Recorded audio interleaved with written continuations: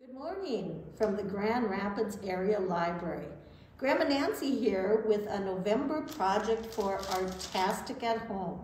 I'm very excited about today's project. You should have your kit that looks like this picked up from the Grand Rapids Area Library.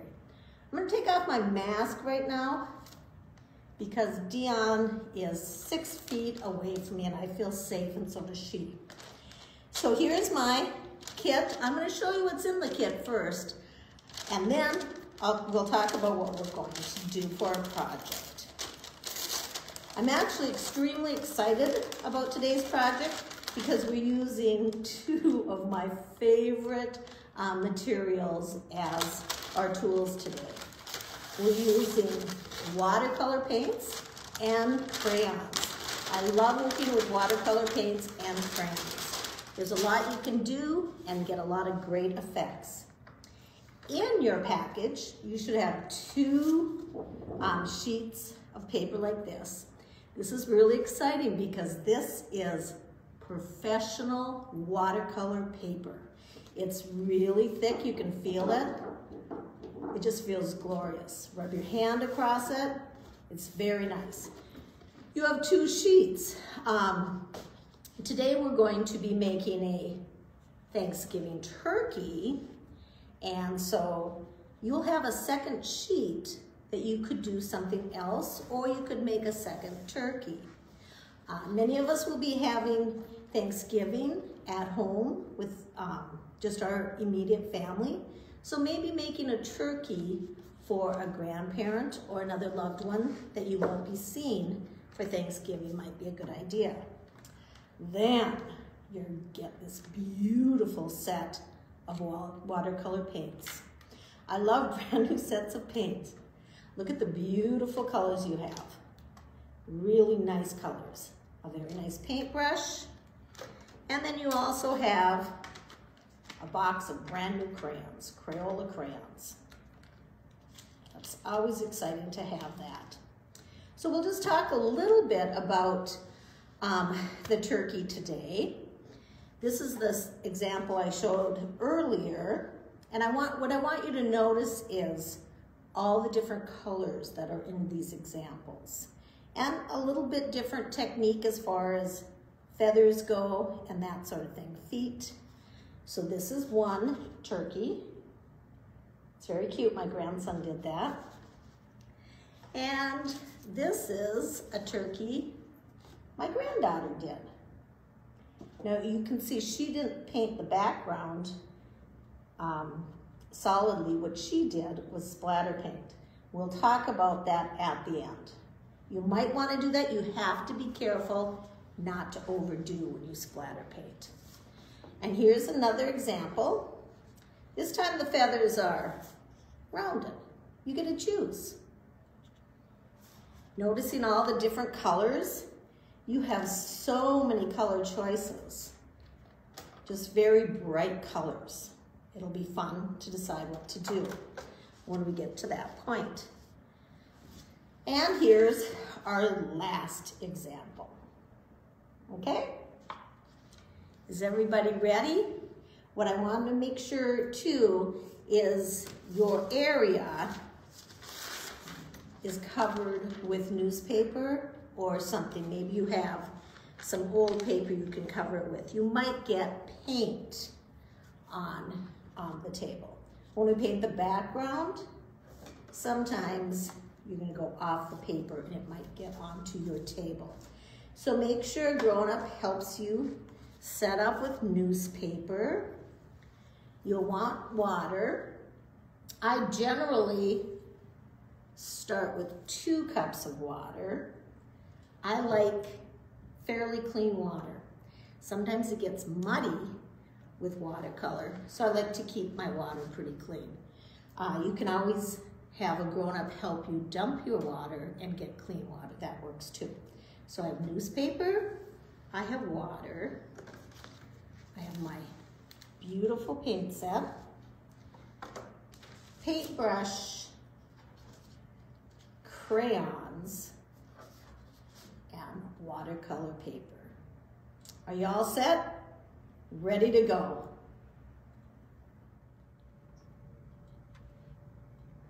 All right, we are ready to begin our festive turkey. Now the turkey is going to be colorful. It might not have the exact colors that a turkey you would see, but it's a fun, whimsical turkey that we're going to be doing. I want you to use your imaginations, use creativity, and we'll work slowly too. I find when I work with watercolor paint, it's good to work slowly. So I'm looking at my colors here of crayons. You may use any color you want for drawing your turkey. We'll be drawing with a crayon.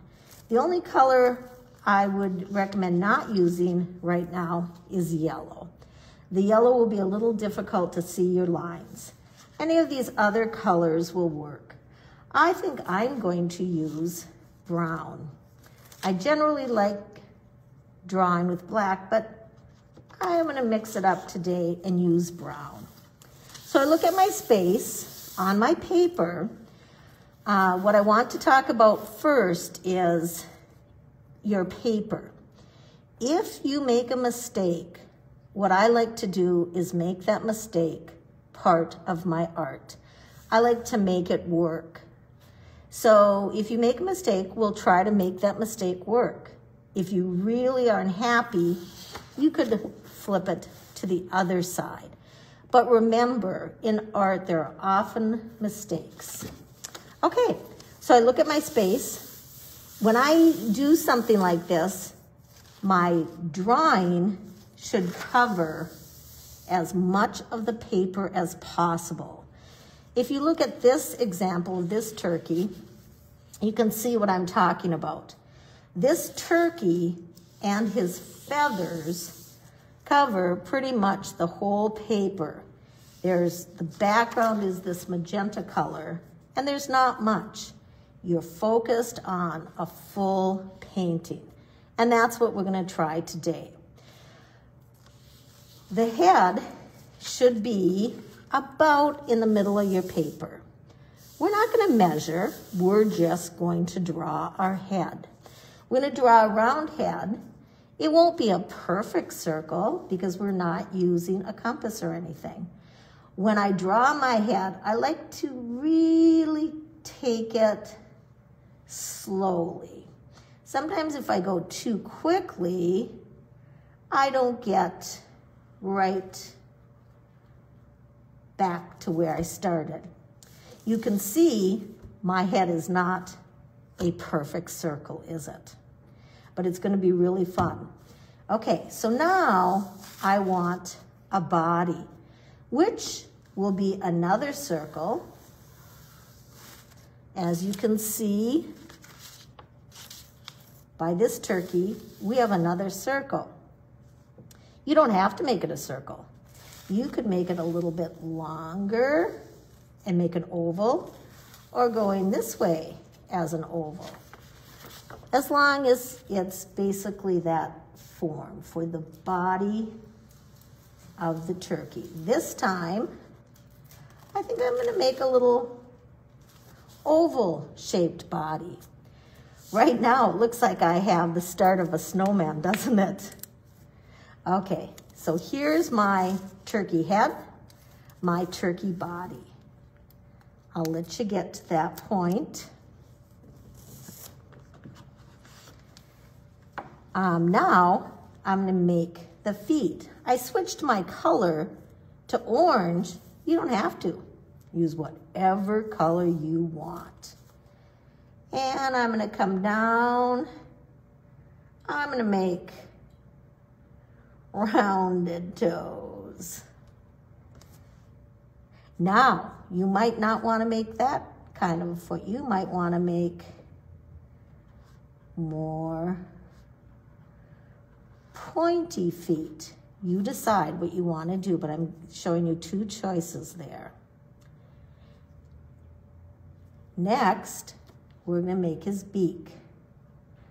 I'm going to make a V, the letter V. Then, I'm going to close the top of the V off. It's looking a little more like a turkey, isn't it? Now I'm going to make eyes. I'm picking black. You can make whatever color eyes you want. There's so many creative ways to make eyes, really fun ways. I'm going to do 2 little circles. I took it pretty slowly. I could color those in completely, but I want to just make a little black eyeball there. I'm going to put one on the side so he's sort of looking sideways. Think about what you want for your eyes and go ahead and do it.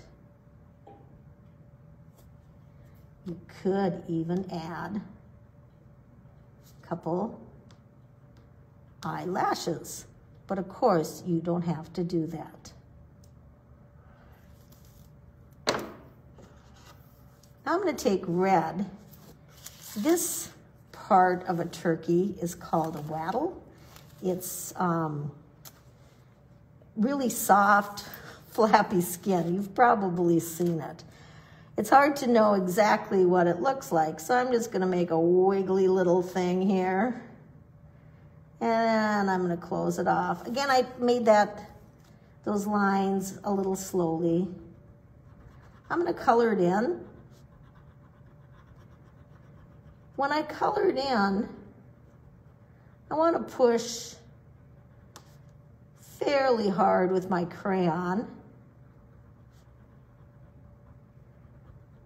Because once we do the watercolor paint, we can go right on top of that.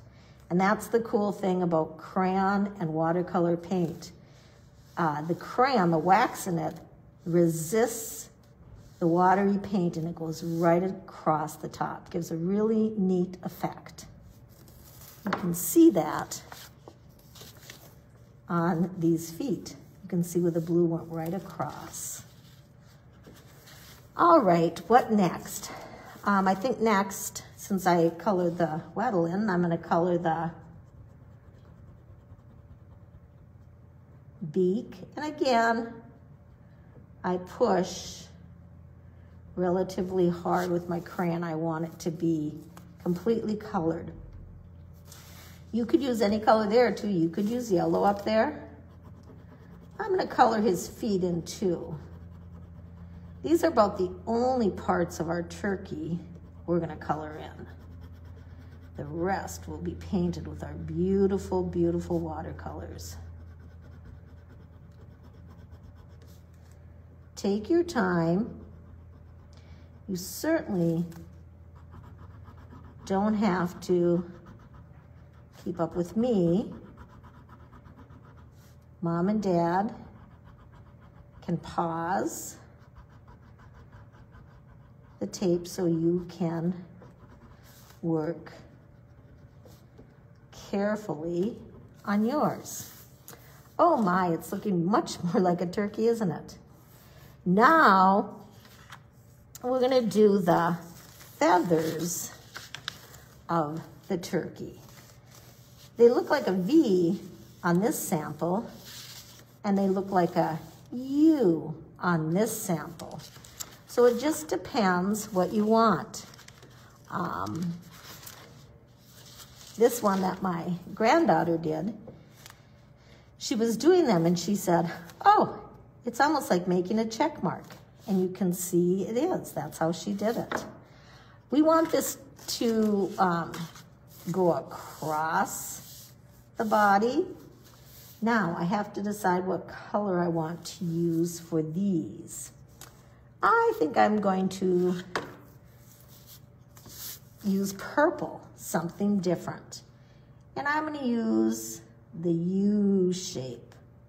I'm going to work slowly on these also. I basically want to make some rows of U's. Or you may make some rows of these.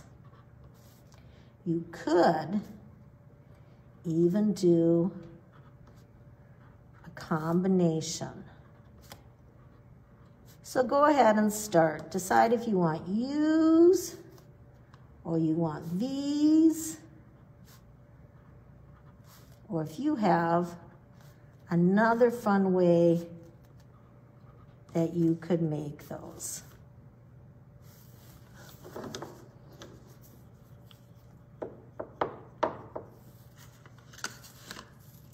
If you're still working on you using these, that's totally fine.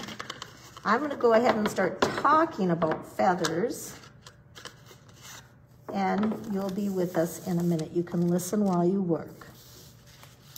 We'll look at some different feathers.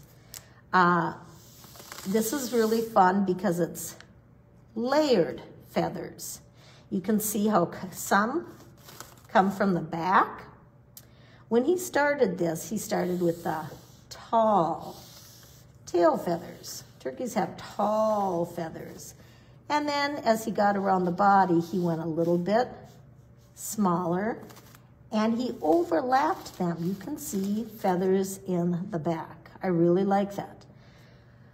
I like how many he made, and they're different sizes.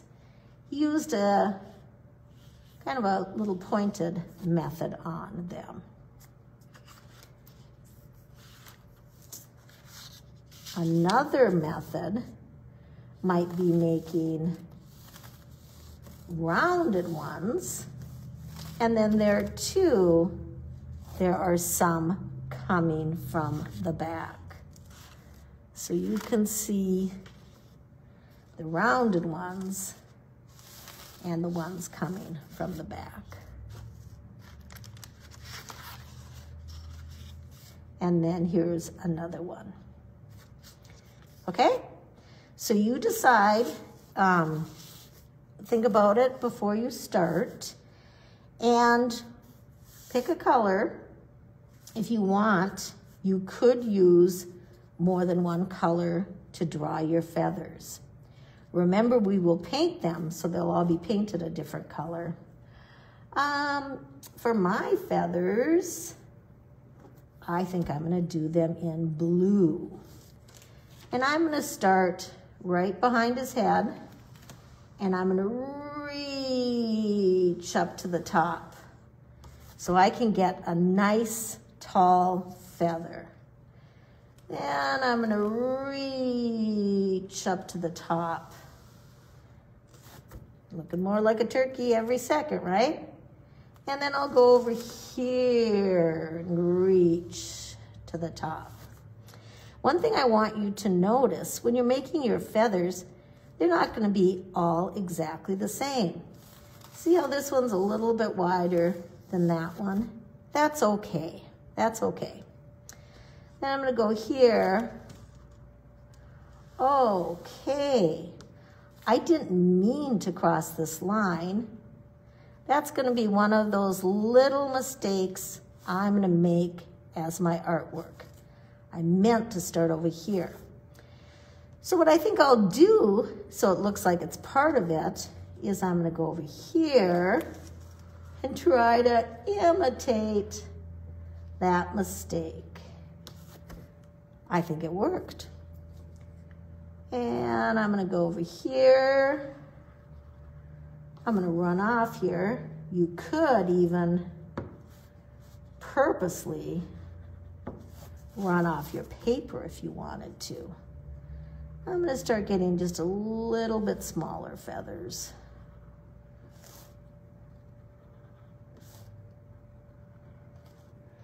Okay, do you see these behind here? I feel like I want another feather in there, but I can't make the whole thing because the other ones are in front of it. So it's an overlapping thing, and you can just see where the start of that feather is. I like them. I'm happy with them. So I'm hoping you're happy with yours too. Now you can leave these feathers just like they are. It would be totally fine. In fact, I probably would leave these. Or we can do something kind of fun and whimsical. We could maybe make some designs right on top of the feathers with crayons. Remember when I told you when you paint over the crayon, you're going to be seeing the crayon come through. I kind of like that idea, those designs there. You don't have to make designs. It's not necessary. You could make one repetitive design, the same kind of a design. You know how feathers have that little bone that comes right through there? So you could do that. It's kind of like a leaf. You could do that same thing on all your feathers.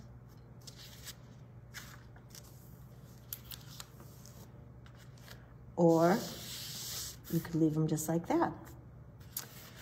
Well, I have to make a decision. I really like it without the designs, but I also really like making fun designs. So I think I'm going to do some of mine. I'm going to make a zigzag line because I like that. I just broke a crayon. Sometimes crayons break. They're still perfectly good to use. So even though I just broke that, this is still good to use. See? I'm sure all of you have broken crayons before. I break them often. Oh, I kind of like that. But I'm thinking I don't want too much. Which other ones should I do? I really like how that mistake worked out. I think I'm gonna make a little swirlies. I don't know if you know how to make those, but you start right in the center and you whirl around. And then I'm gonna try to make the one on the other side exactly the same. Now, it's really important that you make your own decisions and decide what you want to do with your feathers. You don't have to do this. If you want to take another piece of paper, I'll show you. If you have, well, this one's painted on and it came through, but anyway, you can try designs. You can try designs on the side and just decide what you want to do. Okay? And again, you can also leave it plain. I'm gonna pause here and get my paint set up so you make some decisions and get your turkey all ready to be painted.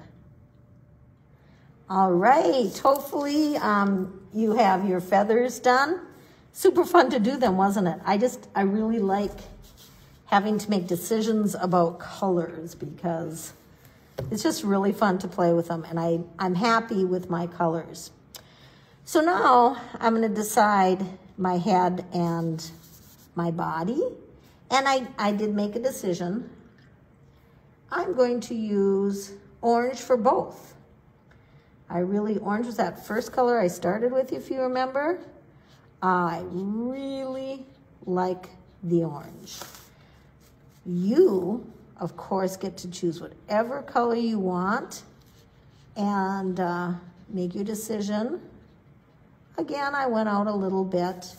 With watercolor, that's actually part of what makes it work. I'm sort of losing my beak here, but I have a plan for when my paint dries, so I'm not worried about my beak at all. I'm gonna get it back. It kind of washed away in that orange, didn't it? I'm not going to cross my eyes because I didn't put crayon back there. That part will turn orange, which would be okay. Okay, now I'm just leaving that beak. I have to let that paint dry a little bit so I can do my little fix. Nice, smooth strokes. You can see how watercolor just flows. Look at that. right over that red. And it doesn't make any kind of a problem or issue.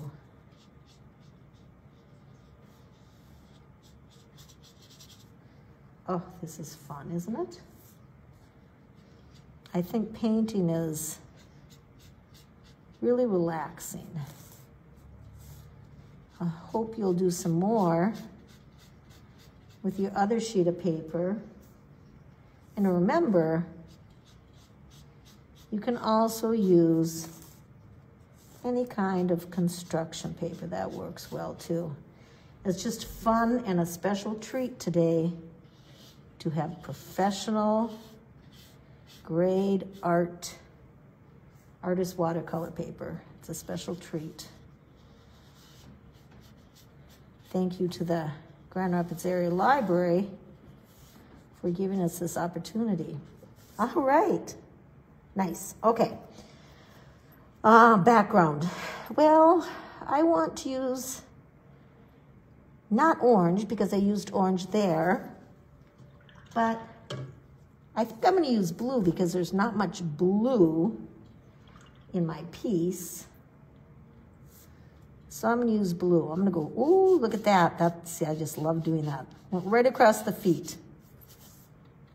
Right across the feet. And it repelled.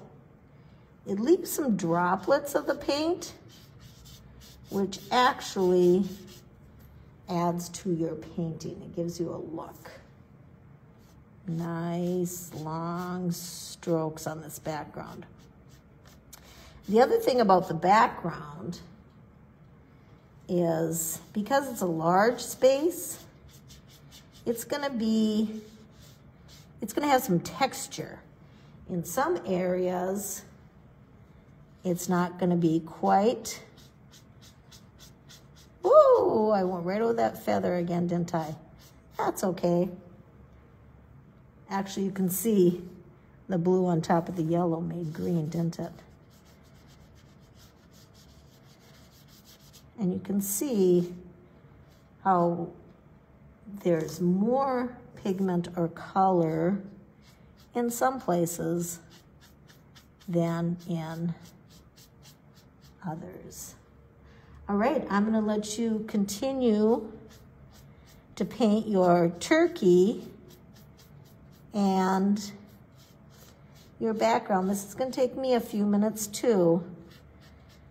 Then we'll come back and finish up. All right, I finished my turkey head, my turkey body, and I also finished the background. What I wanted to point out to you with the background is, remember when I was talking about how it's gonna give you a textured look? You can see in areas where there's a little bit more pigment or color, and as it dries, it shows that. You can also see it in this one. The other thing I want you to see too is where colors do bleed into other colors or kind of run, it actually looks really cool. I love how the blue ran right into this magenta.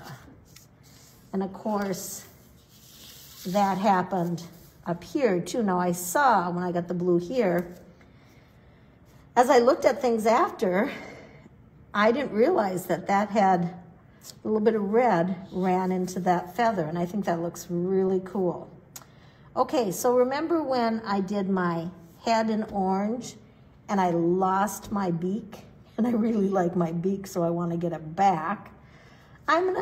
It's dry. You have to do this only when it's dry if you have any fix-it like that.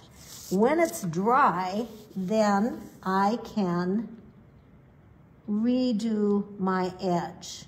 If you remember, I made a V and then I closed off the top. Great, I got my beak back. I'm really happy about that. As I'm looking now, I actually think I'm gonna retrace my feet. So those show up a little bit more. Now these are certainly things that you don't have to do, but sometimes when you're working, you like to think of a finishing touch or two. So that's my finished turkey. I'm excited to see your finished turkeys. If you could, maybe mom or dad could send a picture in the comments, that would be great. All right, I talked about the splatter paint technique. Now you certainly don't have to do it on your turkey. Some of you may want to, but it's a fun technique to use with watercolor. The one thing about splatter painting is it can be messy, so you'd have to be sure to have newspaper, and you'd also have to be sure it's okay with mom and dad. You also, when you splatter paint, are pretty cautious where your paint is going. This is an example of one of my granddaughters that she did a little splatter painting on, just to give it a little bit of a pop. So I'm gonna take this one and do a little bit of splatter painting and show you how to do it. Now with this technique, you will want more water. You do want it very watery. So I have some water there. I'm gonna add a little bit more. And you can see that it's much soupier now, isn't it? It's much soupier. I take my brush, put it over the top of where I want, and I very gently tap it. See, I'm trying to control where it goes. Now some got on my newspaper, and that's okay, but I have those light little splashes. I'll try one more color.